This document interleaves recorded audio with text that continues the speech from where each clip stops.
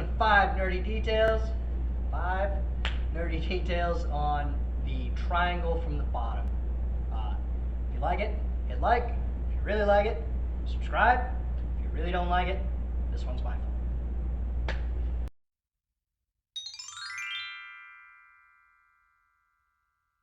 So you just saw a bunch of setups you can use for the triangle.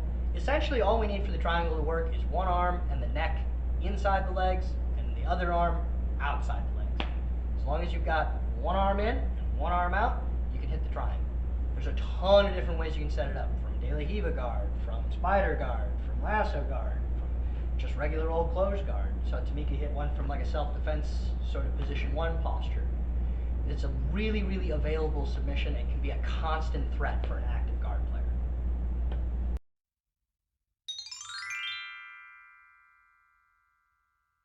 So the next nerdy detail is number 2. That's the capture. Once we've got one arm in and one arm out, we're going to close the circle around it really quickly. Now we can make that more effective by doing a couple of different things. I use my lead leg, the leg that's around the back of the head, to slam down on the back of the neck pretty hard. I'm also going to cross my ankles as quickly as I can. I'll show you why right now. So no matter how I decided to set my triangle up, we got to here. When I make this jump happen, up, I come high and I clamp down on the back of the head here. It's pretty aggressive.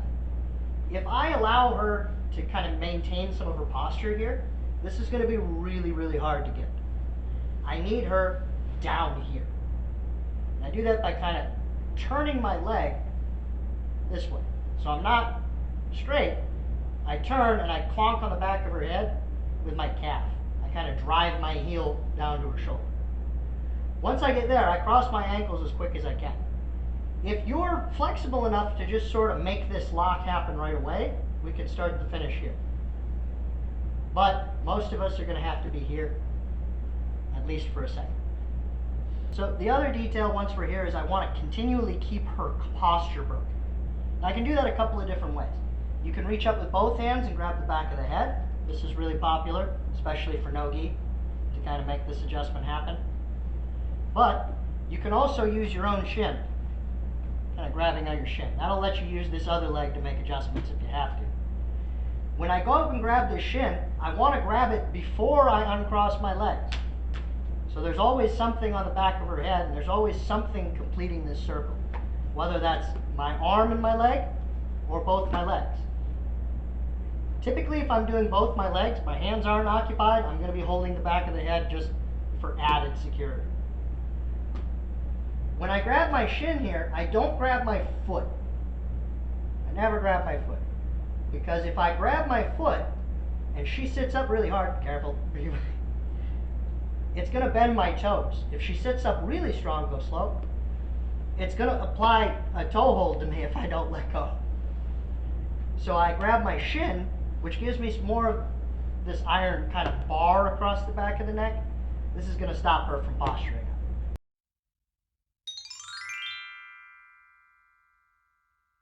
The next nerdy detail is getting that last little bit of space out of the gap between my foot and my knee to make that triangle closure complete.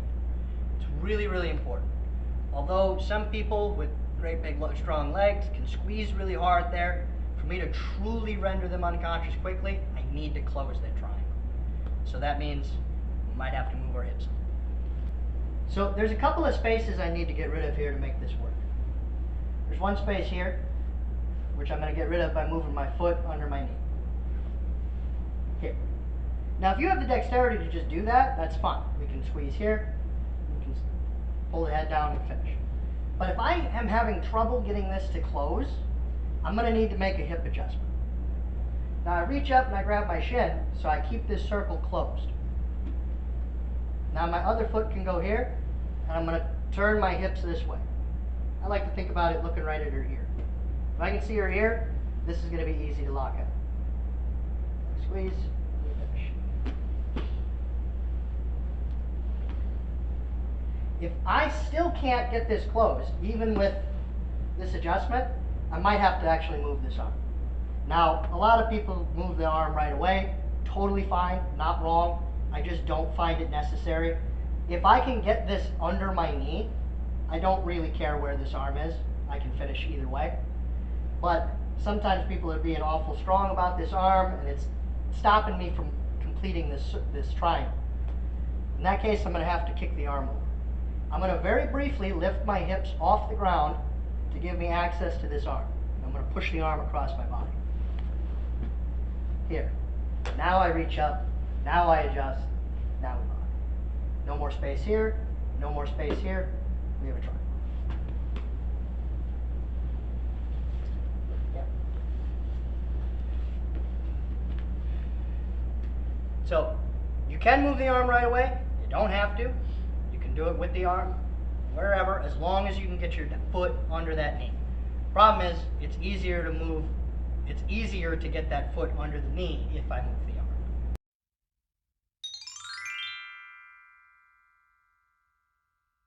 So another detail we're going to look at is some common defenses to your triangle attack.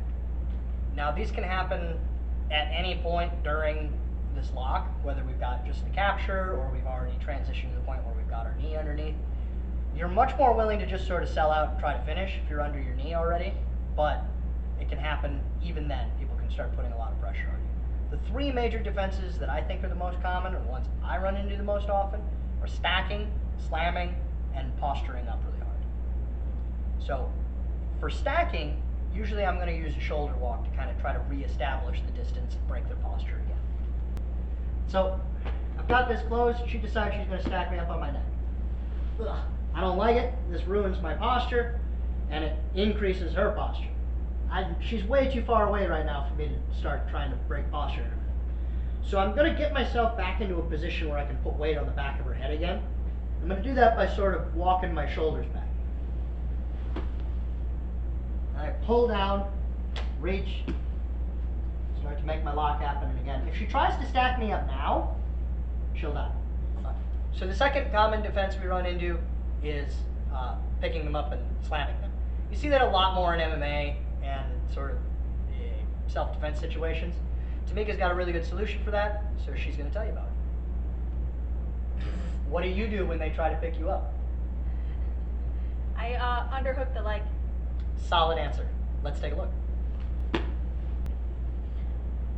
So one thing we have to be worried about, once I capture the triangle, he might just pick me up.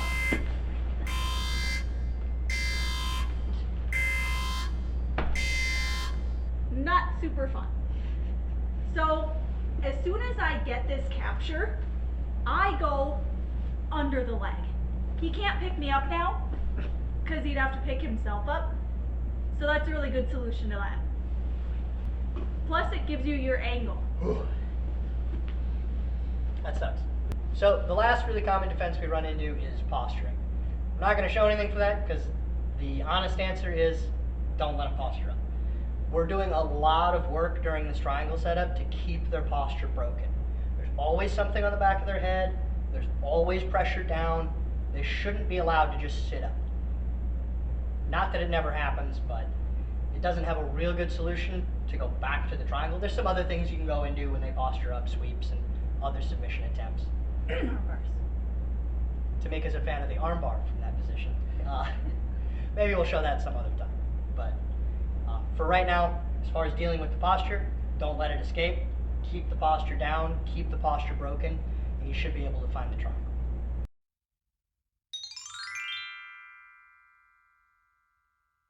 So the last detail we have for you today is on the actual finish, how we're actually squeezing. It actually matters with the triangle. When I squeeze my triangle, if I squeeze just from the sides, I'm not going to have enough power to really close that thing off if they're thrashing around a bunch. I've really got to kill their posture, and I've really got to get a good squeeze going on. So what I like to do is cue a bunch of different things in a row. I cue my toes up, my heels down, and I twist sort of at an angle. I'll show you the difference right now.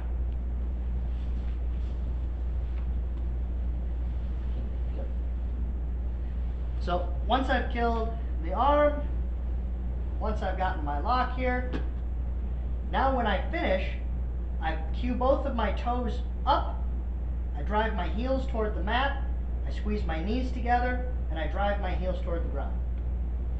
During that finish, you can also be pulling down on the head if you want. It is illegal in some tournaments, so double check. At least a couple of them I've seen. I think that might have just been the kids division, but keep an eye out for it. It does crank the neck a little bit more, but it does increase the efficacy of the choke. All right. If you found this helpful, throw me a subscribe. If you want to see something else broken down in an extremely nerdy, way too detailed manner, throw it in the comments. We'll try to get to it. Thank you very much.